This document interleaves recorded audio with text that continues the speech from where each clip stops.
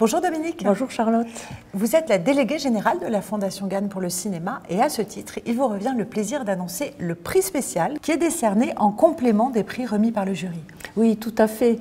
Il est vrai que nous sommes très attachés à la diversité des récits et des univers qui participent à la richesse du cinéma en France.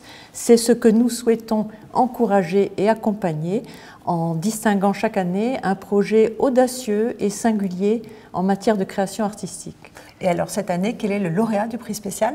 Le lauréat 2023 est Hugo Bienvenu pour le projet Arco.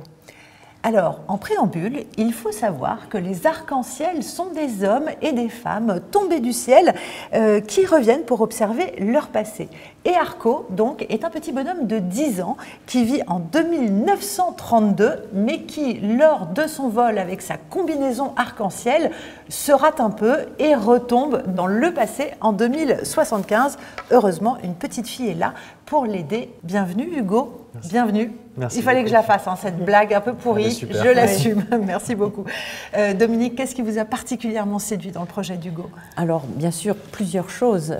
Tout d'abord, c'est un projet que j'ai découvert au Cartoon Movie, qui est une rencontre pour les professionnels du cinéma d'animation, et j'ai été tout de suite interpellée par le sujet, où l'homme, la technologie et l'intelligence artificielle parviendraient à se compléter harmonieusement, où l'on pourrait vivre heureux, en adéquation avec la nature, libre et heureux.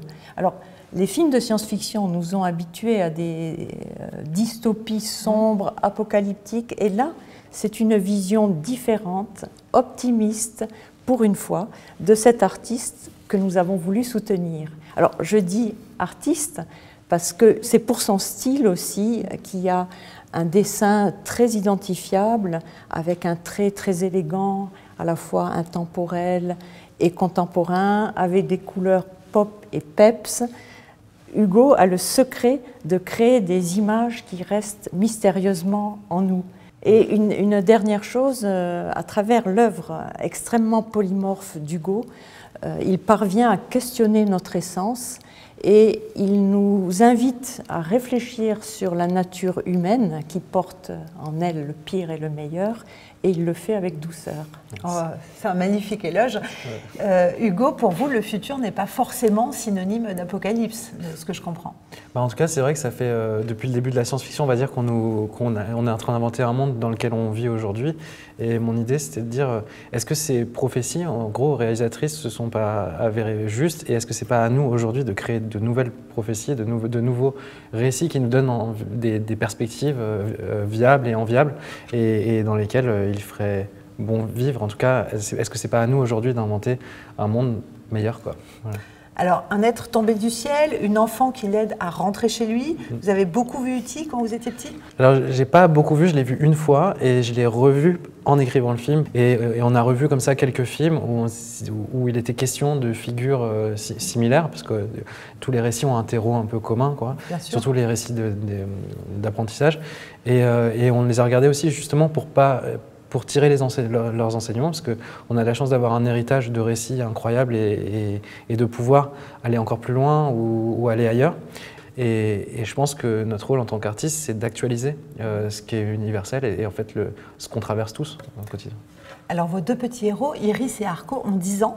En quoi c'était pour vous l'âge idéal pour raconter cette histoire ? Parce que c'est un âge de transition où on a le choix de grandir ou de rester un peu enfant, ou de résister en tout cas. Et c'est un film, encore une fois, sur les forces de l'imaginaire et sur le fait de croire qu'il y a des choses qu'on n'a pas compris, de croire qu'il y a des choses qui ne sont pas compréhensibles. Et d'ailleurs, il y a 3 autres personnages qui sont un peu les doublons de nos enfants dans le film, qui sont des adultes qui ont gardé cette espèce de contact avec l'incompréhensible. Et oui, c'est un âge très intéressant où les choses peuvent se cristalliser ou rester fluides. Voilà. Hugo, pour ceux qui ne connaissent pas bien votre travail, je vais rappeler que vous êtes dessinateur pour la presse, pour des campagnes publicitaires. Vous avez publié une dizaine d'albums, réalisé des courts-métrages. Est-ce que vous déployez dans un format de long-métrage? C'était comme un prolongement naturel de votre travail?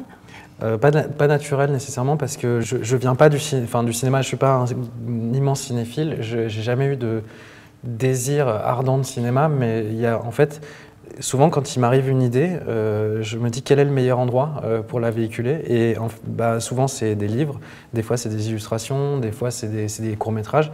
Et là, il se trouve que quand j'ai envoyé ce petit croquis à mon associé Félix de Givry, il m'a dit « Hugo, c'est un long-métrage, je sais pas… » Et au début, je me disais « Ah putain, ça va être long et tout. » Et en fait, on doit déterrer ce qu'on trouve et on doit lui donner sa forme réelle. Et je pense que la forme réelle de ce personnage-là, et de ce qu'il va traverser avec Iris, c'était un long-métrage. On sait que réaliser un long-métrage d'animation, c'est long.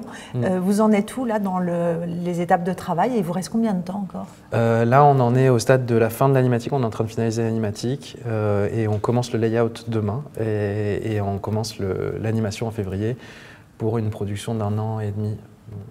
Vous avez des voix d'acteurs déjà en tête? Oui, alors avec Félix, on avait rencontré, sur le tournage d'Éden, on avait rencontré pas mal d'acteurs de notre génération et qui sont devenus des amis. Et on a envie de poursuivre un peu l'aventure avec eux.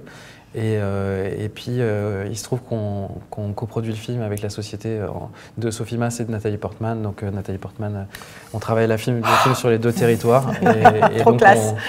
Voilà, on va enregistrer toutes les voix sur les 2 territoires en même temps. En même temps, eh ben, ça va être un plaisir formidable. Le chemin va être long, on l'a compris, mais vous le démarrez avec ce magnifique prix. Merci beaucoup. Dominique, je crois que vous pouvez le remettre officiellement Merci maintenant beaucoup. à Hugo. Bravo. C'était un honneur, merci Dominique. De rien.